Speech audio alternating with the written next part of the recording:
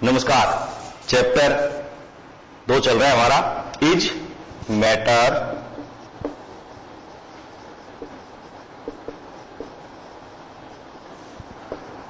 Around us pure. क्या हमारे आसपास के पदार्थ शुद्ध हैं? इसमें हम पदार्थों का पृथक्करण कर रहे थे, मिश्रण का पृथक्करण कर रहे थे। जो मिश्रण है उसमें से हम शुद्ध पदार्थ को निकालना चाहते हैं। मिश्रण का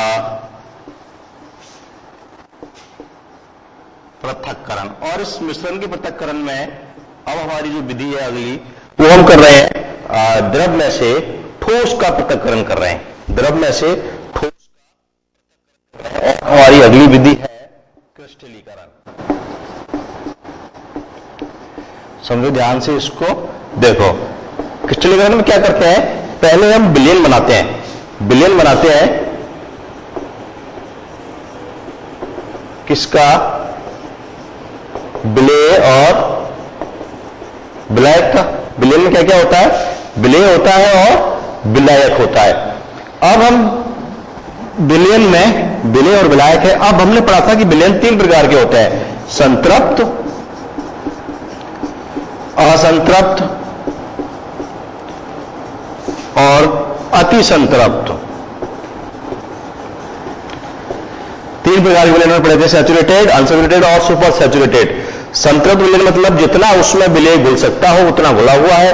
असंतृप्त उससे कम घुला हुआ है। और अति संतृप्त जितना घुल सकता था उसके बाद भी हमने जबरदस्ती करके, गर्म करके, हिला के, किन्हीं भी का मतलब कई तरह के उपाय करके उसमें और ज्यादा विलेय हमने घोल दिया है। तो क्रिस्टलीकरण के लिए क्या करना पड़ता है? हमें अति संतृप्त विलयन बनाना पड़ता है क्रिस्टलीकरण के लिए। क्रिस्टलीकरण के लिए हम क्या करते हैं? विलेय में विलायक में विलेय घोलते जाएंगे, डालेंगे उसमें। विलायक लिया हमने, उसमें विलेय डाला और उसको घोलते गए। जब उसको घोलेंगे तो वो पूरा घुल गया, फिर उसको गर्म करेंगे, मतलब ठंडे में घुल गया, फिर उसको गर्म करेंगे और गर्म करके उसमें और विलेय डालेंगे और उसको हिलाएंगे। फिर कंडीशन क्या आ जाएगी कि अब हम इसमें और विलेय नहीं डाल सकते, और विलेय नहीं घोल सकते। ऐसी स्थिति आने के बाद फिर हम उसमें लोडिंग कर देते हैं। क्या कर देते हैं? लोडिंग कर देंगे। लोडिंग करने के बाद उसके हमें क्रिस्टल प्राप्त हो जाएंगे। ठीक है। इससे सबसे बड़ी उदाहरण मैं देता हूं उसका। मिश्री आपने देखी हो तो उसमें शुगर में उसको डाल के इस तरह के, तो इस उसके जैसे वो तरीका जैसे होता है, वो तरीका बिल्कुल ऐसे काम लिया जाएगा। क्रिस्टल अपन कॉपर सल्फेट के प्राप्त कर सकते हैं, नमक के भी क्रिस्टल प्राप्त कर सकते हैं। उदाहरण इसके हो सकते हैं। और क्या तरीका हो सकता है? देखो, और हो सकता है कि मान लो हमें एक डाई है, ठीक है ना, एक स्याही है, उसमें पानी घुली हुई है, और हमें उसमें से सिर्फ जो कलर है ना उसको अलग करना है, डाई रंजक को अलग करना है। तो क्या करेंगे? एक चाइना डिश में लिया, उसको गर्म किया, उसमें से पानी बाहर निकल जाएगा और हमें उसमें क्या मिल जाएंगे? उस डाई के क्रिस्टल हमें प्राप्त हो जाएंगे। ठीक है। तो एक बार छोटा सा हल्का इसको लिख लें, क्रिस्टलीकरण। क्रिस्टलीकरण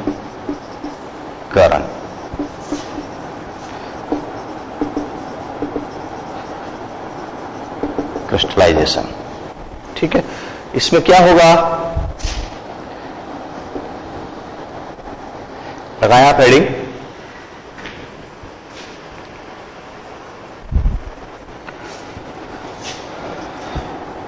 पदार्थ के सांद्र विलयन को, और यहां सांद्र लिखूंगा मैं ना, सांद्र विलयन को ठंडा करके क्रिस्टल प्राप्त करना। क्रिस्टल प्राप्त करना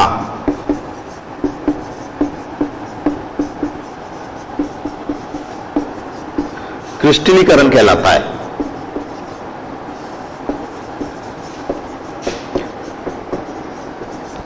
पदार्थ के सांद्र विलयन को ठंडा करके क्रिस्टल प्राप्त करना क्रिस्टलीकरण कहलाता है, क्रिस्टलाइजेशन कहलाता है। फर्स्ट पॉइंट आप जल्दी से इसको नोट करें।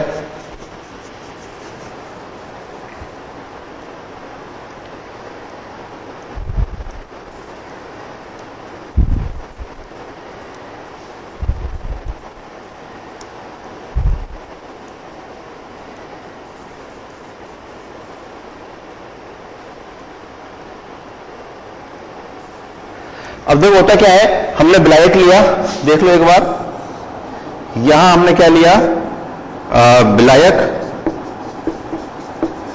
और इसमें अशुद्ध विलेय डाल दिया।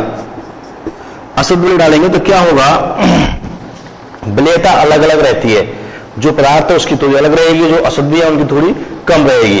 तो जो पदार्थ कॉपर सल्फेट लिया है मान लो हमने, और उसको पानी के अंदर घोला है, तो कॉपर सल्फेट तो पानी में घुल जाएगा एक तरह से, ठीक है। अब उसकी अशुद्धियां होंगी वो यहां नीचे रह जाएंगी, और कॉपर सल्फेट के हमें क्या मिल जाएंगे, क्रिस्टल मिल जाएंगे। कॉपर सल्फेट तो क्रिस्टल रूप में अलग हो जाएगा, अशुद्धियां नीचे रह जाती हैं, उस विलयन में ही अशुद्धियां नीचे रह जाती हैं, नीचे बैठ जाती हैं, ठीक है।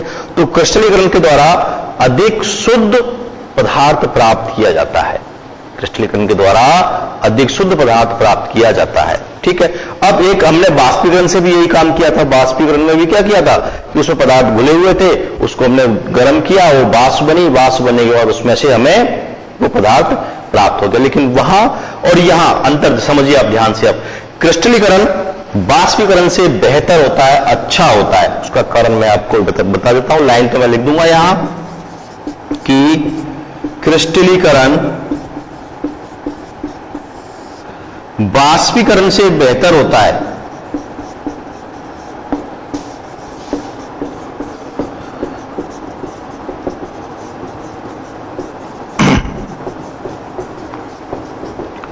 सुनिए अब समझिए ध्यान से, देखिए क्या होता है कि वाष्पीकरण में तो पूरे के पूरे विलयन को गर्म किया जाता है, पूरा विलयन गर्म होता है। विलयन के गर्म होने पर क्या होता है, विलेय भी गर्म होता है और विलायक भी गर्म होता है। जब दोनों गर्म होंगे तो जो विलेय है ना, उस विलेय में जो विलायक में जो विलेय घुला हुआ है, उस विलेय की डीनेचर्ड होने की संभावना रहती है, मतलब उसकी गर्म होने पर ब्रेक होने की संभावना रहती है। जैसे चीनी होती है ना, जब चीनी के क्रिस्टल चीनी का वाष्पीकरण करवाते हैं तो उसमें जो चीनी के अणु हैं उनके ब्रेक होने की, उनके टूटने की संभावना रहती है ताप के कारण, वाष्पीकरण के कारण। और अगर क्रिस्टलीकरण करवाया जाए तो क्रिस्टलीकरण में उसमें ताप देना नहीं होता है, गर्म करना है बस उसको, हल्का सा गर्म करने के बाद उसको घोल देना है, उसके बराबर गर्म नहीं होता है। वाष्पीकरण में तो क्या होता है, पानी है, पानी का ताप जब तक 100 डिग्री सेंटीग्रेड नहीं होगा तब तक वो वहां से वाष्प में परिवर्तित नहीं होगा, 100 से ऊपर ही होता है, ठीक है, वाष्पीकरण अधिक मात्रा में। लेकिन क्रिस्टलीकरण में ऐसा जरूरी नहीं है कि उसको 100 तक गर्म करना हो, हल्का सा गर्म करना होता है और उसमें और विलेय घुल जाता है, इसलिए क्रिस्टलीकरण वाष्पीकरण से बेहतर होता है, ठीक है। तो ये पॉइंट लिख लें और कारण आपकी समझ में इसका आ गया है।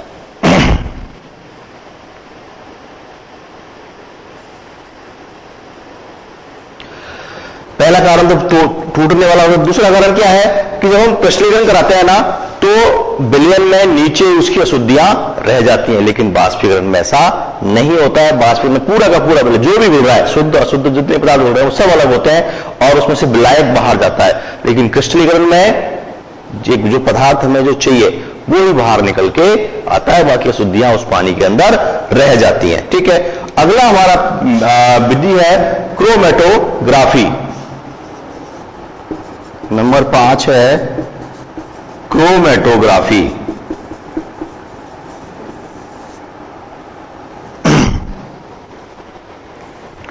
देखिए ये भी पृथक्करण का एक बहुत अच्छा तरीका है, बहुत अच्छा तरीका है। इसमें करते क्या है कि जैसे डाई स्याही में ले लेता हूं मैं, काली स्याही ले ली मैंने। अब काली स्याही में क्या होता है कि इसमें कई रंग होते हैं, काली स्याही में कई रंग होते हैं। अब इन रंगों को मान लो हमें पृथक करना है तो क्या करना पड़ेगा, हमें इनके लिए क्रोमेटोग्राफी का उपयोग करना पड़ेगा। इसका सिद्धांत क्या होता है कि जो एक पदार्थ है ना, उस पदार्थ में जितने भी उसके कंपोनेंट्स हैं, उन कंपोनेंट्स की विलेयता किसी पर्टिकुलर विलायक में अलग अलग होती है, ठीक है। किसी पदार्थ के सभी कंपोनेंट्स की, उसके सभी संघटकों की विलेयता एक पर्टिकुलर, एक विशेष विलायक में अलग अलग होती है, जिसका उपयोग क्रोमेटोग्राफी में किया जाता है। सिद्धांत ये होता है इसका, अलग अलग विलेयता होगी तो इसमें करते क्या है, एक पेपर लेते हैं, इस पेपर लिया हमने और यहां पर मैंने मान लो काली स्याही का स्पॉट लगा दिया, इसको पानी में डुबो दिया और इसको यहां पर इस तरह से फिक्स करके और टांग दिया मैंने, स्टैंड के थ्रू, यहां मैंने इसको टांग दिया है। अब क्या होगा, ये पेपर है, विशेष प्रकार का क्रोमेटोग्राफी पेपर बोलते हैं इसको। इस पेपर पर ये स्याही जल जब इसमें ऊपर चढ़ेगा, कैपिलरी एक्शन होगा, जल ऊपर चढ़ेगा तो यहां से स्याही के रंग भी ऊपर चढ़ेंगे। अब उनमें इस स्याही के जो घटक है, इनकी विलेयता जल में अलग अलग है, तो एक का स्पॉट यहां आ जाएगा, एक का स्पॉट यहां आ जाएगा, एक का स्पॉट यहां आ जाएगा, अलग अलग आ गए, अलग अलग कलर के, और उनको काट के अलग कर लिया जाता है और फिर दूसरे ब्लैक में उनको घोल करके और पृथक कर लिया जाता है। यह पूरा क्रोमेटोग्राफी का सिद्धांत होता है। ठीक है, इसका उपयोग देखिए, पहला उपयोग है इसका, ये रंगीन पदार्थों के रंगों को पृथक करने के काम में आती है क्रोमेटोग्राफी। जो रंगीन पदार्थ होते हैं ना, उन रंगीन पदार्थों के पृथक्करण के काम में, उनको अलग अलग करने के काम में आती है क्रोमेटोग्राफी, पहला। दूसरा इसका उपयोग है फोरेंसिक साइंस में। फोरेंसिक साइंस क्या होती है, विधि विज्ञान प्रयोगशाला से कहीं कोई क्राइम हो गया, उस क्राइम स्पॉट पर जाएंगे, स्पेशलिस्ट होते हैं, वहां जाते हैं और वहां जाकर के और वहां की जांच पड़ताल करते हैं, तो फोरेंसिक साइंस बोला जाता है। फोरेंसिक साइंस में क्या है, अगर किसी ने जहर ले लिया तो उसके आमाशय में जहर की मात्रा रहेगी, लेकिन वो सूक्ष्म मात्रा में रहती है, तो उसका पता भी क्रोमेटोग्राफी के द्वारा किया जाता है। तो इसके दो उपयोग हो गए। नंबर एक, रंगीन पदार्थ के घटकों को पृथक करना।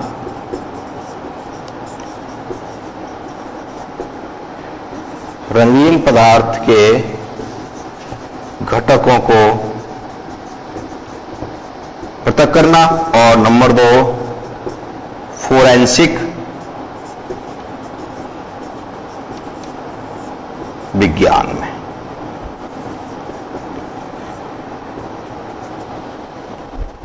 ठीक है, फोरेंसिक साइंस में।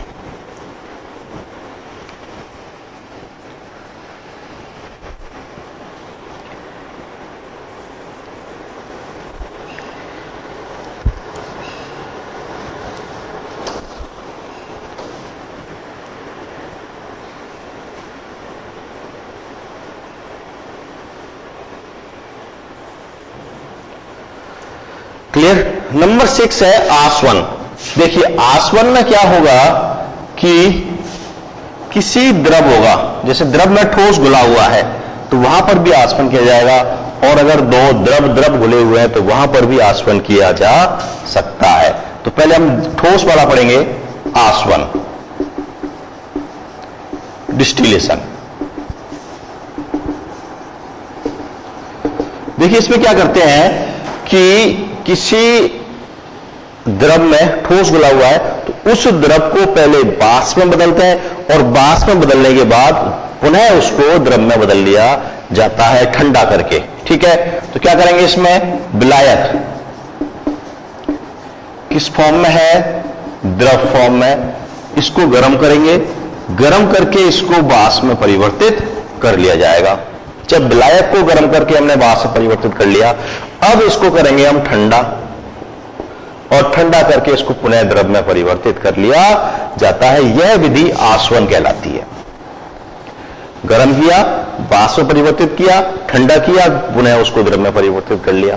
तो ये जो पूरा जो प्रोसेस है, इसको बोलते हैं हम डिस्टिलेशन और आसवन। ठीक है, इस आसवन में अब इसमें से विलयन था। विलयन में क्या क्या थे, विलेय और विलायक। यहां से विलायक अलग हो गया, ये लो क्या बच गया, विलेय बच गया, पृथक हो गया।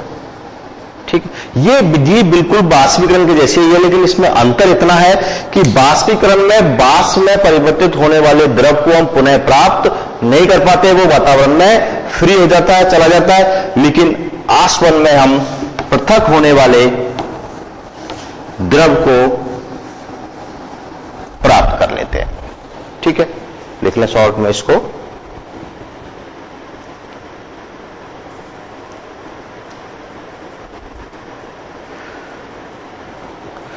इस तरह से आसवन में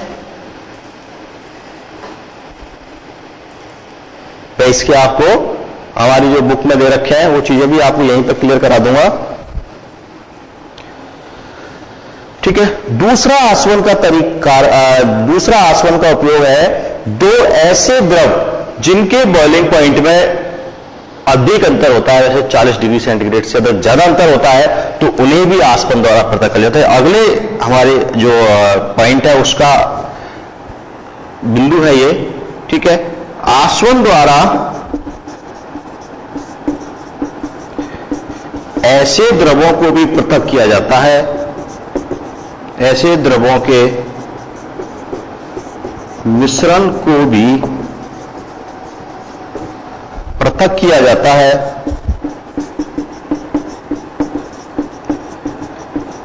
जिनके बॉइलिंग पॉइंट में अधिक अंतर होता है। क्या होता है? अधिक अंतर। उन्हें भी आसवन के द्वारा पृथक किया जाता है, ठीक है। करते क्या है, वो एक एपरेटस लगाएंगे, राउंड बॉटम फ्लास्क लेंगे, उसमें उसको गर्म करेंगे, दोनों का मिश्रण भर दिया, गर्म किया, गर्म करने के बाद ऊपर से उसमें से वाष्प बना और वाष्प बन करके वो पृथक हो जाता है। चित्र देखिए, मैं दिखाता हूं आपको।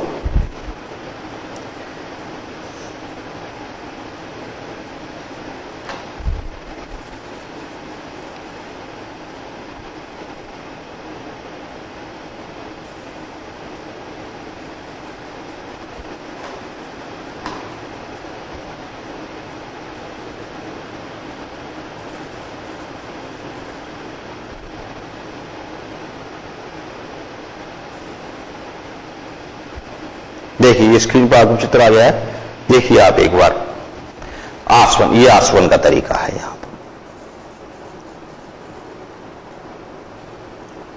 ठीक है। छोटा हो गया, मैं इसको और बड़ा कर देता हूं। ये देखिए यहां ये आ गया है। तो ये जो है ये आसवन का तरीका है, इस तरह से आसवन किया जाता है, ठीक है। पूरा दिख रहा है आपको?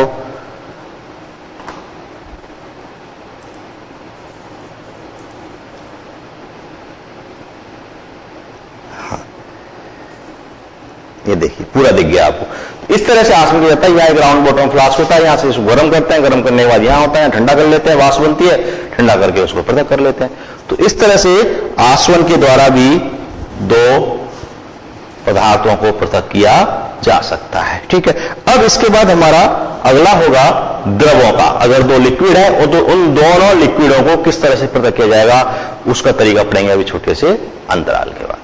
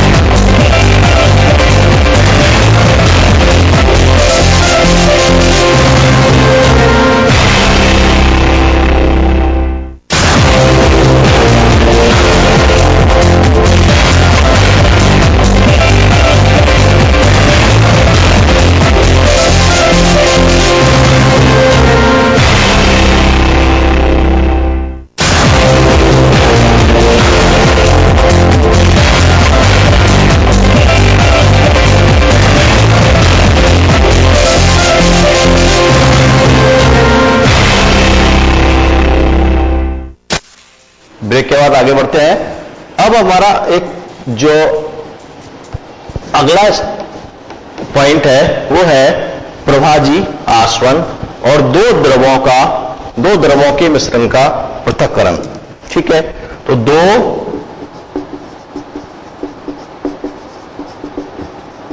द्रवों के मिश्रण का पृथक्करण, ठीक है। इसमें क्या है देखिए, इस तरीका है प्रभाजी आसवन। अब मिश्रण दो तरह का हो सकता है, कैसा हो? एक तो दोनों द्रव आपस में अविलेय हो और दूसरा क्या हो सकता है, दोनों द्रव आपस में पूर्णतः विलेय हो। अगर पूर्णतः विलेय है तब तो उपयोग में लिया जाएगा प्रभाजी आसवन और अगर एबले है तब उपयोग में लिया जाएगा पृथक्कारी कीप। ये क्या होती है देखो, इस तरह से एक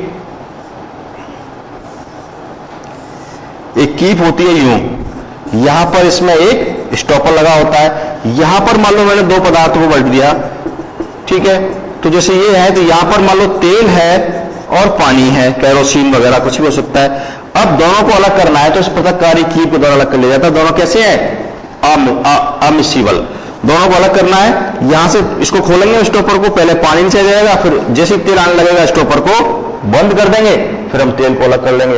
ये तो हो गया पृथक्कारी कीप का तरीका। दूसरा है प्रवाजी आसवन। इसमें क्या होता है कि तरीका आसवन के जैसा ही है, लेकिन उन दोनों द्रवों के बॉइलिंग पॉइंट में अंतर कम होता है।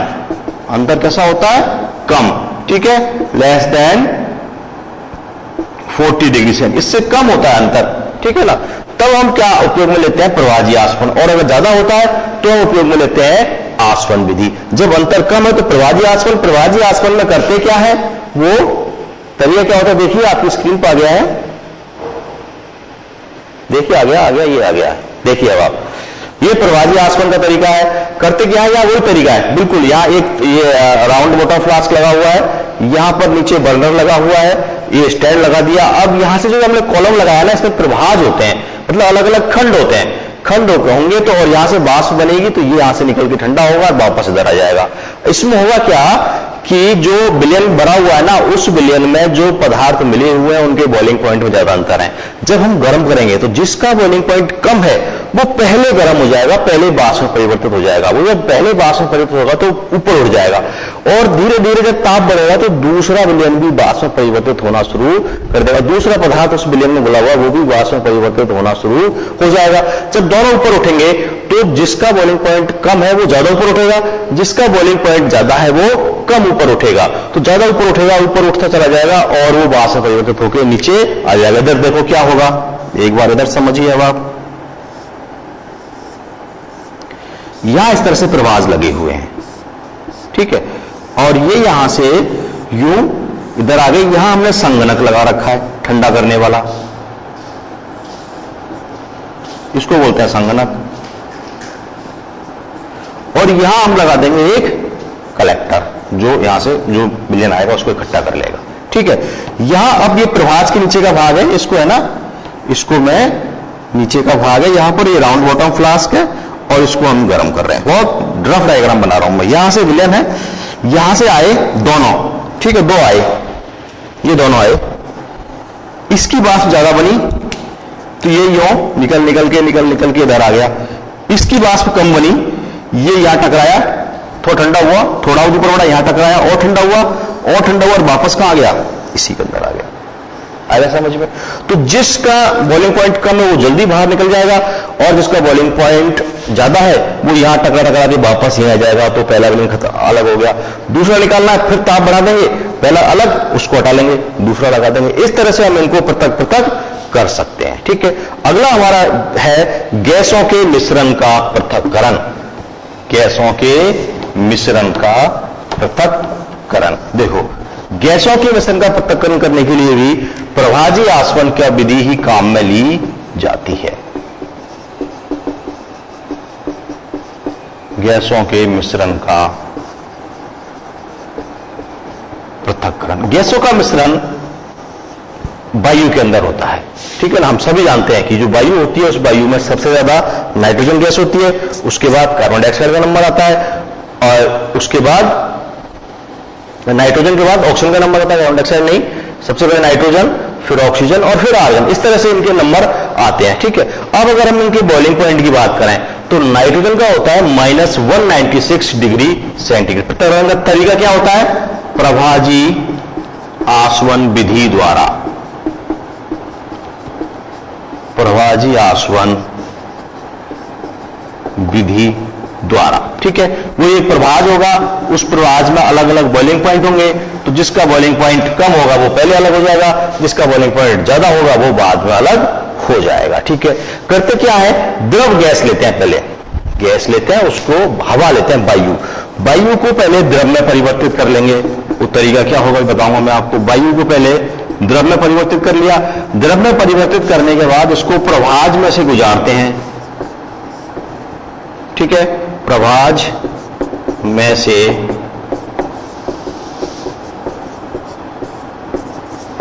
गुजारते, जब गुजारेंगे तो सबसे पहले नाइट्रोजन गैस, क्योंकि इसका होता है -196 डिग्री सेंटीग्रेड बॉइलिंग पॉइंट, सबसे कम है, तो सबसे पहले नाइट्रोजन गैस पृथक हो जाएगी। इसके बाद नंबर आएगा ऑक्सीजन गैस का, ठीक है,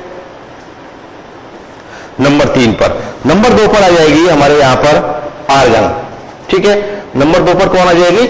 आर्गन, और नंबर 3 पर आएगी ऑक्सीजन, नंबर 2 पर आएगी आर्गन। इसका होता है -186 डिग्री सेंटीग्रेड, ये अलग हो जाएगी, नाइट्रोजन अलग हो गई, ऑर्गन अलग हो गई। अब आएगा ऑक्सीजन का नंबर, इसका होता है -183 डिग्री सेंटीग्रेड। ये प्रभाज में पास करे, और पास करने के बाद इस तरह से ये गैसें अलग यहां से पृथक हो जाती है। अब कुछ अशुद्धियां इसमें से डस्ट की रहेगी, मिट्टी वगैरह रहेगी, जल वाष्प रहेगी, वो अशुद्धियां जब इसको हम द्रव में परिवर्तित करते हैं ना, तो उस प्रोसेस के अंदर ही वो अशुद्धियां वहां पर पृथक हो जाती हैं, ठीक है। अब इसको द्रव में परिवर्तित करने तो क्या होता है, सबसे पहले तो हवा को छान करके उसमें से क्या है, धूल, जलवाष्प और कार्बन डाइऑक्साइड पृथक कर ली जाती है। कार्बन डाइऑक्साइड गैस भारी होती है, इसलिए वो धूल और जलवाष्प के साथ ही पृथक हो जाती है। सबसे पहला तरीका होता है कि हवा को छान करके, नंबर 1, हवा को छानकर धूल, जलवाष्प एवं कार्बन डाइऑक्साइड को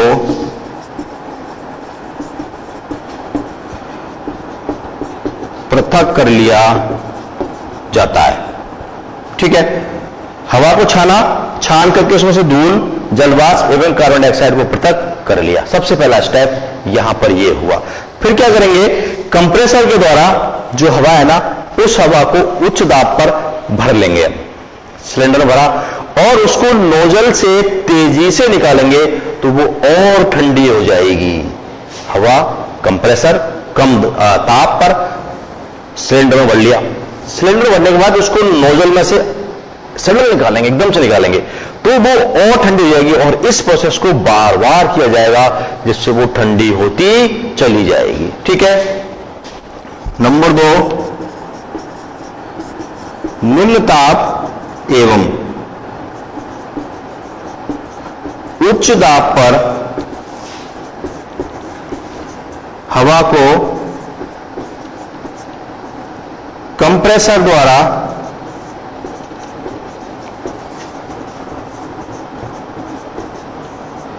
सिलेंडर में भरकर नोजल से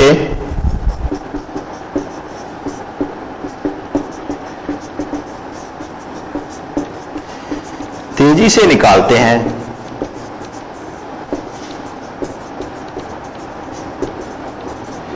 जिससे वह और ठंडी हो जाती है।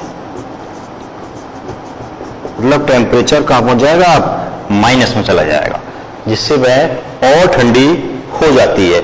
यह स्टेप बार बार किया जाता है, यह स्टेप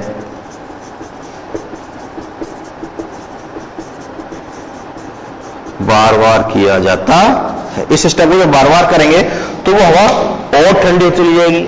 अब उसको भी वहां तक लेके जाना है, उससे भी कम पे लेके जाना है, तभी तो हम उसको गर्म प्रभाज में गुजार पाएंगे।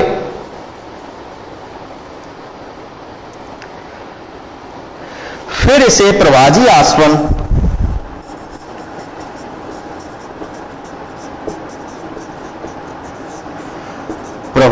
आसवन से गुजारते हैं,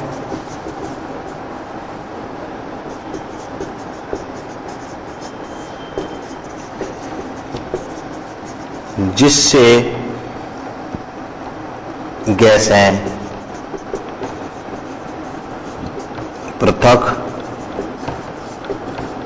हो जाती है, जिससे गैसें पृथक हो जाती है, ठीक है।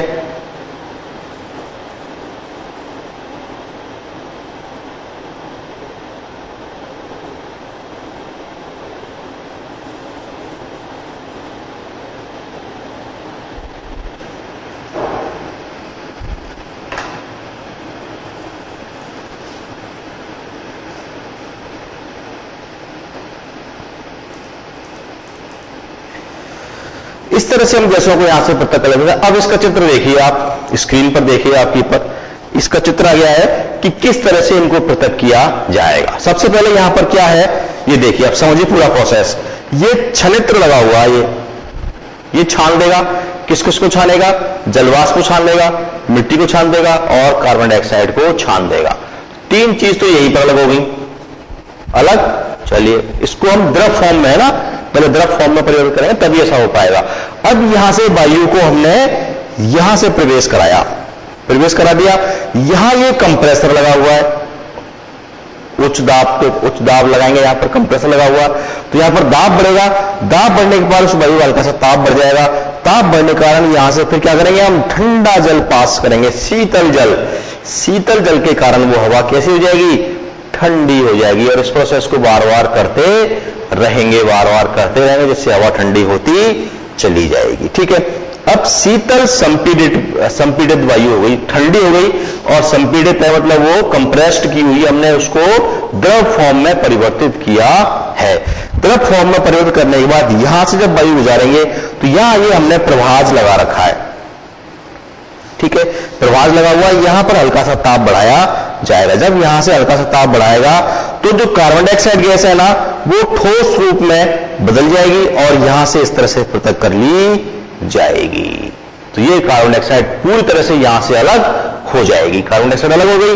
कार्बन डाइऑक्साइड अलग होने के बाद फिर ये द्रवीय वायु आएगी। इस द्रवीय वायु को यहां पर जो जेट लगा रखा है हमने, इस जेट से जब गुजारेंगे तो जेट से गुजारने के बाद सबसे पहले तो नाइट्रोजन और ऑर्गन दोनों यहां पर प्रवाजी आसवन कॉलम में, इस पहले तो ऊपर सबसे ऊपर कौन जाएगी, नाइट्रोजन जाएगी, उसके नीचे ऑर्गन जाएगी और उसके नीचे ऑक्सीजन जाएगी। सबसे कम है नाइट्रोजन का बॉइलिंग पॉइंट, उसके बाद ऑर्गन का नंबर आता है, उसके बाद ऑक्सीजन का नंबर आता है। तो सबसे ऊपर नाइट्रोजन अलग कर लेंगे, उसके नीचे ऑर्गन अलग कर लेंगे और सबसे नीचे बचेगी वो क्या बचेगी, द्रव ऑक्सीजन हमें बच जाएगी। तो देखो oxygen, argon, nitrogen, carbon dioxide, तो वायु से सभी गैसें पृथक हो चुकी हैं। ठीक है, तो इस तरह से हम वायु से गैसों का पृथक्करण कर लेंगे। तो यहां ये चैप्टर हमारा ये कंप्लीट होता है। कुछ एक भाग जो अगले चैप्टर में भी आपको यहां से मैच करेंगे तो वो वहां पर क्लियर हो जाएंगे। ठीक है, इस तरह से चैप्टर कंप्लीट है। अगला चैप्टर अगली क्लास में।